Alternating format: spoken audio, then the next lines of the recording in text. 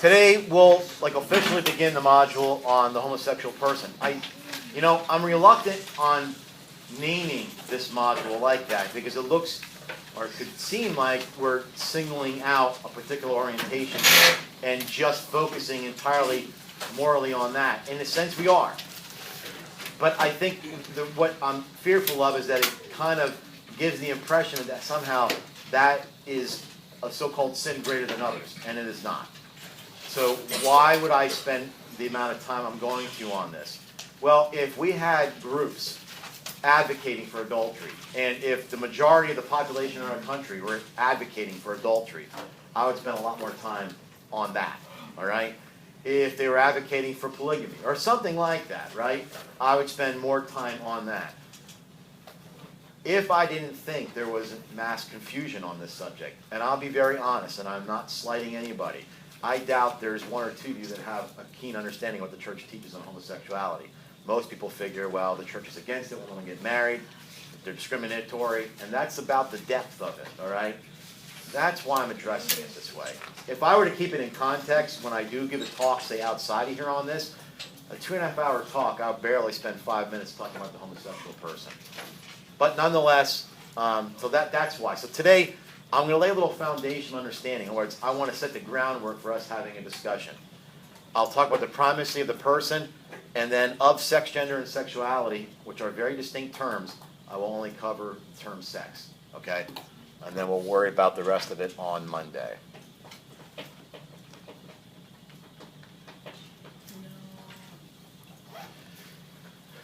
So let's talk about who we should and should not have conversations with. Some people think if you disagree with me, I'm not going to talk to you. Or if you hold what I perceive to be a bigoted position, I'm not going to talk with you. But respect is based on the willingness to engage in rational dialogue. Respect is based on the willingness to engage in rational dialogue. If somebody told me they were racist and wanted to have a discussion about it with me, if the person was willing to engage me in discussion, then out of respect for that person and their willingness to do so, I would be more than willing to have a conversation. Okay? That does not mean I'm open-minded about racism. Okay? That means I'm willing to have a dialogue about this. If I were not going to do that, I would say that's disrespectful. That does not respect the other person. All right? That doesn't mean you got to sit there until the whole thing's settled. Sometimes you hear people say we agree to disagree. I don't really like that statement. What I usually like to say is that we've reached the point where there's really nothing else fruitful to come out of this. Okay? So you're not, and by the way, when I say you're not required to remain in a dialogue with somebody, I'm not going to ask you specifically after this. This is kind of an FYI. If somebody's being rude, if somebody's non-responsive, like they refuse to address your situation, like when I had the segment on abortion, right? I tried to even use Christopher Hitchens and Peter Singer to explain that there's really no middle ground between it's a person from conception or it's a person once it hits consciousness and self-awareness at 4 or 5 months old. If you hold, well, I think it's a person when it's born, that's really, sort of incoherent, okay? I mean, you really have to hold one of those other two views. That's just logic. It doesn't have to really bring God into it. Both of those guys are atheists. At some point, if somebody says, after hearing that, I don't care, it's a woman's right to her body, you're really stuck. Because you're framing it in a sense that a person has a right to kill another person. But I don't believe it's a person. Okay, so now we're going back to asking, what is it? All right? But if a person would still be willing to engage in a discussion like that, that's fine. But if they're going to be non-responsive, if they're going to shout you down, right? Some people think they can win the argument by yelling at you and getting you to turn and walk away, and then they go, see. You should walk away willingly, all right? You don't need to be in that situation. They shouldn't be crude or disrespectful. So just understand that, the fact that I think we are all willing and able to get into this conversation is itself respect. Doesn't matter where we sit on this particular issue. I have said this probably since the beginning of the year. Let me reiterate it one more time. These are the enemies of truth, the enemies of education. Apathy. Remember what apathy is. I don't care. If somebody doesn't care about an issue that is very important, and when we talk about a person's sexuality, and by the way, this has more to do with a person's sexuality than simply a homosexual person's, right? Well, if you don't care, then why are you arguing about it? And don't you think it's important enough that you should care? If a person has a dullness of mind, that means they do not understand the argument. This means it doesn't matter how many times you try to put the argument into a rational formula for them, they're simply going to reiterate what they believe. Remember, that's asserting one's opinion. You're going to have a hard time staying in that conversation. If they have the anxieties of life, now some people are truly busy just with day-to-day stuff, living paycheck to paycheck. Other people busy themselves with things that are simply not that important. Going to the gym, hanging out with your friends, playing games. All that stuff is fine, and it's perfectly legitimate to do. It's a good part of leisure. But if you're replacing the pursuit of understanding issues after that, then that's a problem, okay? So you have to identify these things in ourselves. Are we apathetic to something? Do we not understand the argument? Maybe we should have somebody explain it to us in a different way. Or are we simply busying ourselves with other things? These are going to be the enemies of the truth. All right? Now, why do I bring this up here? Because I want you to move beyond what I would call almost a pedestrian understanding of what the church teaches on human sexuality. Move beyond it. All right? But most people will not move beyond it, but they'll never change their opinions. That's stubbornness. All right? So the United States Conference of Catholic Bishops, that's the USCCB, they talk about a dual understanding being necessary in dialogue about the homosexual person. So in other words, there's two things to keep in mind is probably a way you could phrase it. The first way is this. People like myself, and now that I'm teaching you, we have an obligation to really explain what the church teaches about the homosexual person. We have that obligation. So if a person's willing to engage in dialogue, I have an obligation to say, I am not here to browbeat you or make you conform to what I'm saying. But I want you to understand. This way, if you will disagree with me, at least you're going to disagree with what the church really believes, and not just some figment of your imagination, right? So stop yelling at the church they're discriminatory. Stop yelling at the church they don't care about anything except, at some point, take the church. The USCCB says it's necessary for us who are able to explain the church's teaching coherently and clearly. That's the first part of the understanding. The other part of the understanding is we who represent the church have to listen to the experiences and the emotions of people who are struggling with sexuality. In this case, homosexuality. In other words, they have their own experiences they bring to the table. They have their own perspectives. They have their own insights. There is no way you can learn about something without engaging them. But do you see this requires dialogue? This cannot be us shouting at each other or talking past each other. This is people sitting at a table in a bar having a discussion, walking away, still probably believing what they believed when they came in, but you're never going to walk away without some reward of understanding the other person deeper. And that is itself is respect. All right? So the video that you watched on Wednesday, I get some people might have laughed at it, well, that's just their experience. But I think those people were very sincere and genuine. All right? So they were trying to talk about this was how we approached it. But it was interesting how that one young man, I can't remember his name, it caught me a little bit when he said he went into the confessional and he started to talk about his struggles with homosexuality. And what he was probably expecting was either condemnation, some priest going, what? Or like, well, this is wrong, but none of that. The priest simply said, is that something you want to talk about? And he said, yes. Do you see how conversation and dialogue changed the dynamics there? All right? That's what we're talking about. Now, the last few points here, it's not necessary for you to know, but I want to footnote who I'm talking about. Father Cameli's Catholic Teaching on Homosexuality, New Paths to Understanding. This is a little bit of abstract. I'm going to put these 2 points up, but I'm going to try to explain it, and I'm going to keep explaining it until I get you to understand it. You and I, and all the dynamics of who we are, is part of the gift that we have as a person, right? So I don't know what your struggles are. I really don't. Maybe you have eating struggles. Maybe you have some other disorders. Maybe you have mental illness. Maybe sexuality is your struggle. Maybe homosexuality is your struggle. Maybe materialism is your struggle. Maybe being cynical. Maybe being narcissistic. I have no idea what your struggles are. But one thing I am certain of, every single one of you has one of those struggles. We all do. Now that sounds a little weird when I say that that has been given to us as a gift. Because in the context of Christianity, sacrifice is central. So you have to ask yourself, not so much why did I get this gift? Why am I the one struggling with these emotional problems? Ask yourself this, if I wasn't given this, what would have been my gift?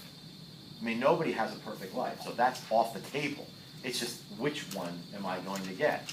So sexuality is part of that, right? So if a person, has high levels of attraction to other women, and he's married, or a man has attractions to other men, that sexuality is part of his gift. That sounds odd, I know, but you have to understand in the context of sacrifice. What I mean by subjective judgment is, just because you were given this, doesn't mean you can make a subjective judgment on how to use it, right? Let's pretend that I had a gift, which I don't, for making a boatload of money off of stocks. I'm just one of those guys that can spin stocks and pick them like nobody's tomorrow. If that was a gift given to me, and I used that to make myself filthy rich, that would be a bad use of that gift. Maybe God said, I gave you that gift so that you can help others. So if a person has the gift of homosexuality, that's their orientation, he might be saying, I want you to unite that to me in my cross, and I want you to help others that have that. That's why you have that gift. You're not going to get a perfect life. Nobody has the perfect life. So which is it that we're going to get? You can't subjectively use that any way you want. Okay? Oh, I'm sorry. I didn't do this other part here then. So if the acceptance of who I am comes of gift, then I have to accept stewardship of that gift. It's mine. I will be the steward of that gift. And I'm not going to use it any way subjectively that I think I can. I'm going to try my best to use it, as we will see on the next page, towards the perfection of who I am as a person. All right? So if the acceptance of who I am comes of a gift, then I have to assume stewardship of that gift. I can't subjectively use it any way I want. So the determination of what to do with myself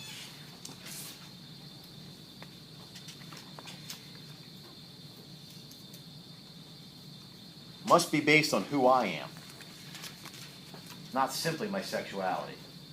The determination of what to do with myself, says Father Cameli, must be on who I am, not just on my sexuality. So that one man in the movie, the documentary, who said he struggled with homosexual sex, with drugs, with suicide, remember what he said at one point? I stopped saying I'm a gay man, and I said I'm Dave. He started there. In other words, he started to see himself not in terms of his sexuality, but who I am. Dave, he says, first. That came first. That's a way of looking at the human person. All right? And then, two more things here real quick.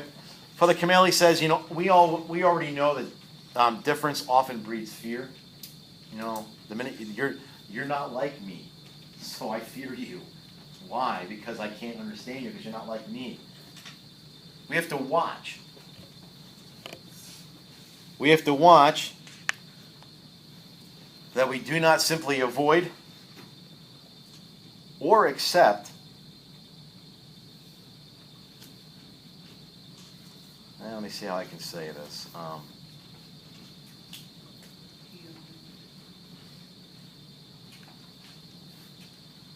Let's just say we don't simply avoid or accept those who are not like us. Let's just leave it like that. That's a simple way to say it, and it makes it acceptance.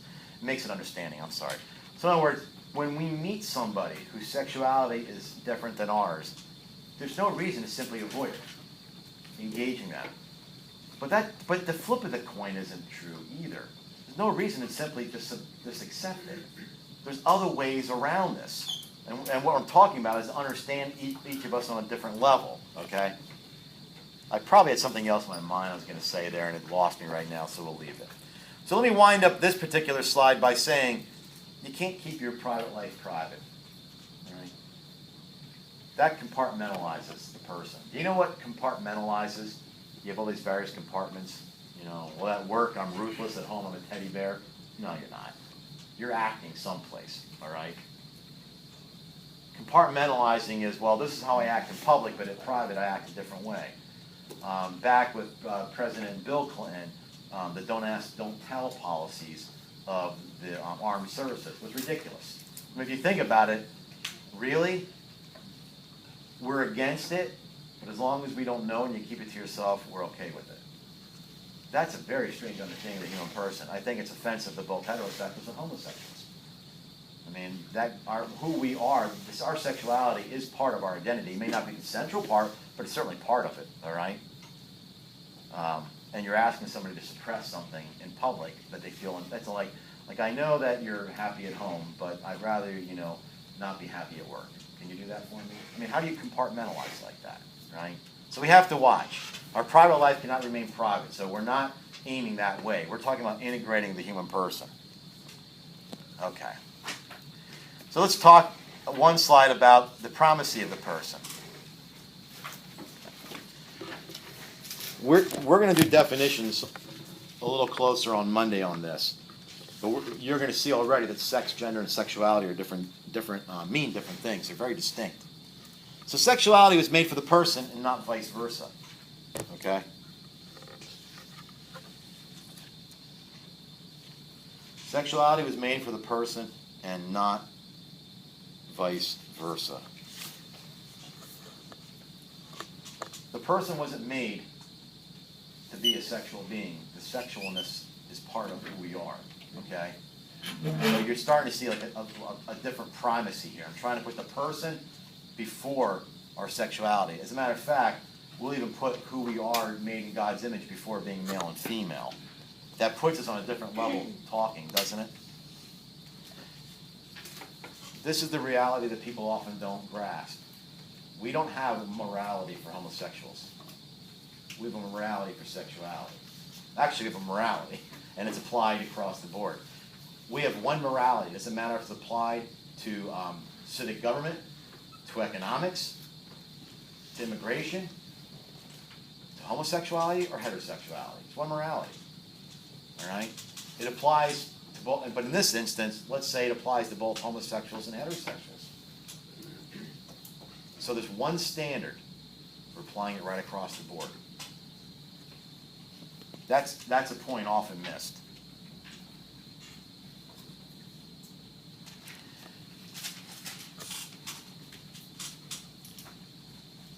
So the priority of being made in God's image, the fact that I'm rational, the fact that I have a free will, the fact that I'm relational, the fact that I'm supernaturally oriented, all of those things, right? I think there was more I gave you. That comes even before us being a man and woman. But my point here is the priority of the Imago Dei stands above man and woman. It determines our value. It determines our value. This is a little bit of an aside, but you know how I have these quotes and memes or whatever hanging on the door here. That's what we do at my house. So if you come to my kitchen, we don't have them fancy. They're not printed in color and laminated and framed. We take these great sayings and we just tape them to the counters, so I can always remember it. And the one we have right above our stove is John Paul II, saying that you are not the sum of your weaknesses and your failures. You're the sum of the Father's love for you. Now that should reorient, so when you're feeling bad about yourself, when you've done something stupid, or you're struggling with some particular disease, whether it's physical, emotional, spiritual, don't identify with that. Your identity comes from His love. Okay, that's built in to the Imago Dei. That comes before me being a male. that comes before me being heterosexual. All right?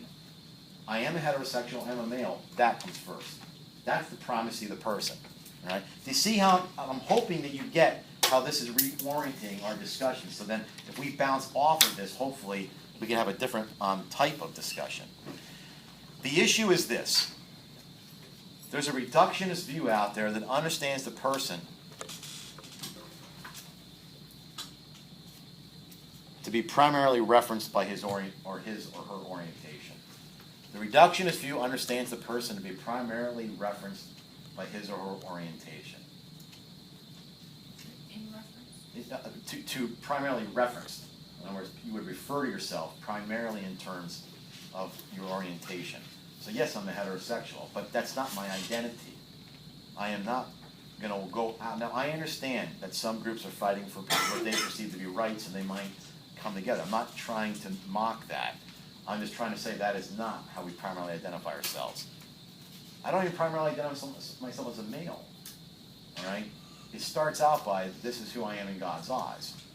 And that's a Christian standpoint, but it's valid for what we're doing.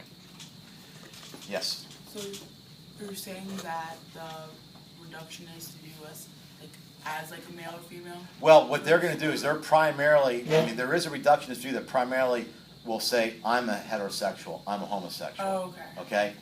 And I'm saying that's reducing, and by reductionist, that means that you're reducing. So you're reducing the person down to their orientation. We'll say you can't reduce the person down to their sex, male or female.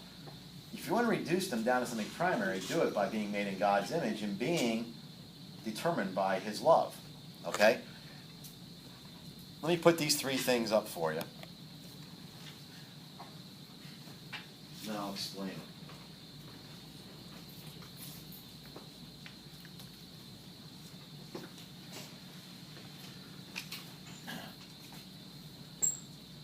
We're going to try to say, what's the value of our humanness? How do we understand that?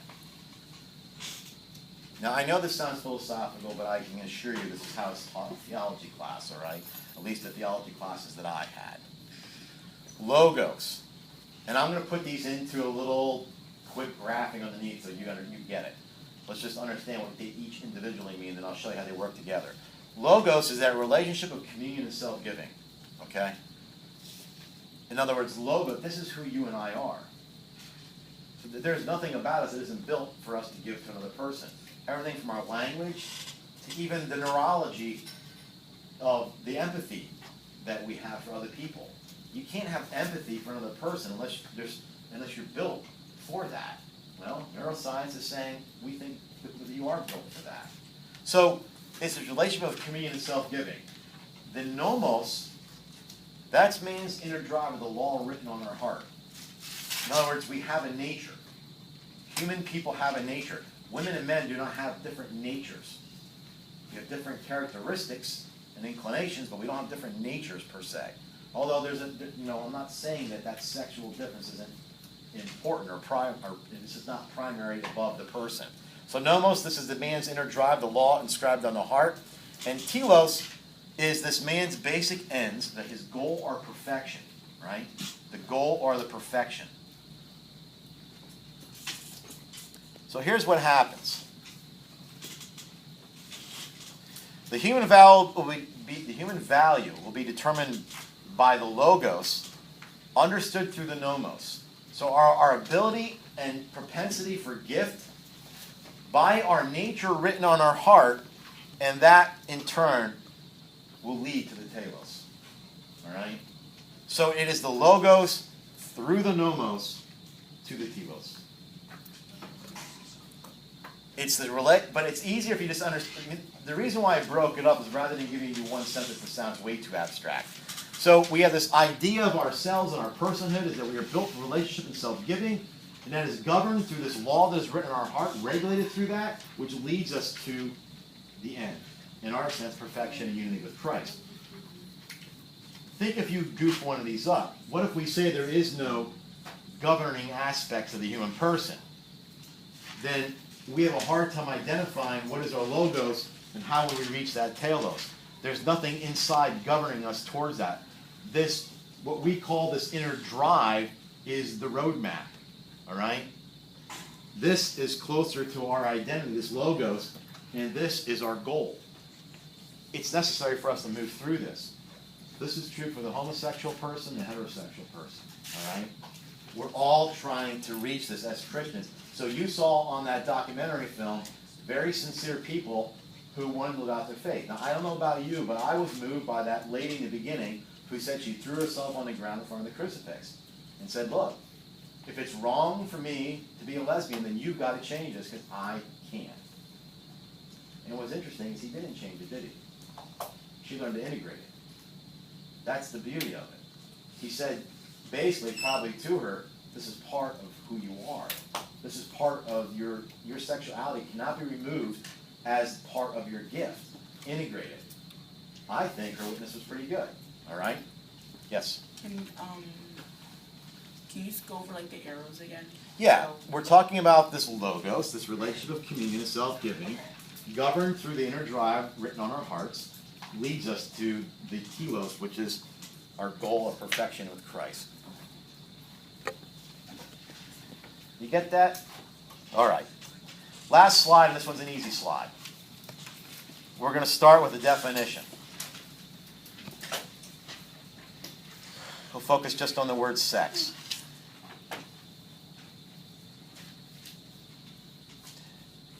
If what I'm saying to you here today you find disagreement with, you need to take it up with the biology department. Remember last week I showed that short video. It was about pheromones and attraction, and I know people scoffed at it. I did mention something to Mrs. Hoffman. She was quite, humored by people's resistance to listen to science, but that's the reality of it. Okay, this isn't Catholic science. There's no such thing as Catholic science. It's just science. All right. So after this, I'll show you where I get my information from. So if you have issue, you can take it up with them.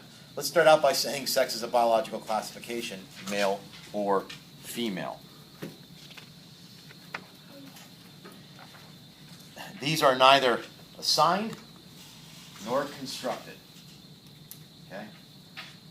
Being a male and female is neither can be assigned to you nor can you construct it. And we'll talk more about that later. They're biological classifications. They go down to your genetic levels. Okay? assigned or... They can be neither assigned nor constructed, like made, built, or changed, that kind of thing. Like, think of, you know what I mean by like constructed? Yeah, but what about like transgenders? Okay, first of all, gender is different than sex. Oh, okay. Wait till Monday. We will talk about that. We'll talk about the bathroom stuff too if people want to, but that's on Monday. This information comes from the World Health Organization's website. So if you think the World Health Organization's website is incorrect, by all means, they would love to hear an email from an 11th grade student to correct them. So please do. It wasn't too cynical, was it? Yeah. A little bit maybe? Yeah. Okay. Okay, so look, I'm not after you knowing how many chromosomes and stuff you are. As a matter of fact, let me bring this up here so you know exactly what I'm after. You do not need to write this thing down, okay? I'm going to talk about this. I'm putting this up here, and let me go through it, and then you'll get what you're supposed to get out of this. If you are a female, you have the XY chromosomes. If you're a male, you have the XX. Okay? It's biology, genetics. You're a male and a female down to your genetic level. Okay? There are variations on that. We're all aware of that. All right? And I did not list them all, nor was I trying to be exhaustive. But let's know something, and this is what you will have to know. If there are variations on those pairings, they're abnormalities. Okay? The variations are abnormalities. So and here's what I want you to do. When you're reading an article on the Wall Street Journal like I have, or in some other online thing, and they tell you, there's really at least 6 sexes out there? No, they're not. Okay? There's not 6 sexes. There's 2 sexes. Okay? It's biology. All right? Here are some of the variations. And I didn't put down exactly what were the combinations of letters, but one might be Turner syndrome. A lot of times these zygotes don't even come to, they don't continue. They're lost in utero. Oftentimes these individuals are sterile. I mean, I'm not going to go in. I don't really need you to know what's surrounding Turner syndrome. There's also the XXX females. There's Klinefelter syndrome, XYY males. There's also hermaphrodism. I really can't say it. Hermaphrodites, let me say it that way. Now, the more politically correct term is intersex. There really is no statistics that are, let's say, there's no statistics that we can really rely on for various reasons. I doubt many people will self-report that. That we're going to call it as a side issue that we're not going to deal with right now. It is true that there's variances among hermaphroditism. Why I can't say that word right now is beyond me. My apologies. In other words, there are men that have been born with a uterus, it's not functioning. And there have been women who have been born without a uterus, therefore can't have children. All right? There are women and/or men that have born with both genitalia. One may be more cosmetic than the other. I've already talked about that briefly. But they don't become separate sexes, okay? They're abnormalities on the other pairings. I thought that XY was male and XX was female. That's what I thought too. Because only the guys can do the wrong. I have it backwards? I was going to check it on my phone. But Do I really? let me check. That's why I looked at my phone. Let me look at my... I thought it was the other way. XX is female. That's what I thought it was. Oh, I have it different up there. Yeah. Ah, very good. Very good. I just didn't want to check my phone because I wanted to. Well, I'm not even looking at my notes. I just know XX is female. So, yeah, I must have switched it around up there. Okay, well, very good. You caught it. Okay. I'll fix that for the next group. All right, so let me say this, and then we're done. If that's the reality, and when I use the word sex, or when anybody uses the word sex, they're talking male and female, okay? So if we talk about either people who are having operations, or if we're talking about people who are identifying in other areas, we're not talking about changing their sex, all right? Sex differences are really not altered by hormones or surgery. If a person wishes to try to change sex by taking hormones, either to masculinize themselves or feminize themselves, like Jenner, it's the hormones that are maintaining that. There's been no sex change. Now, I'm saying even if they get a so-called sex change, it's cosmetic. Nothing genetically has changed. If they stop taking the hormones, they'll go right back to being Bruce Jenner. That's just the reality of it, okay? So sex cannot be constructed, nor can it simply be assigned.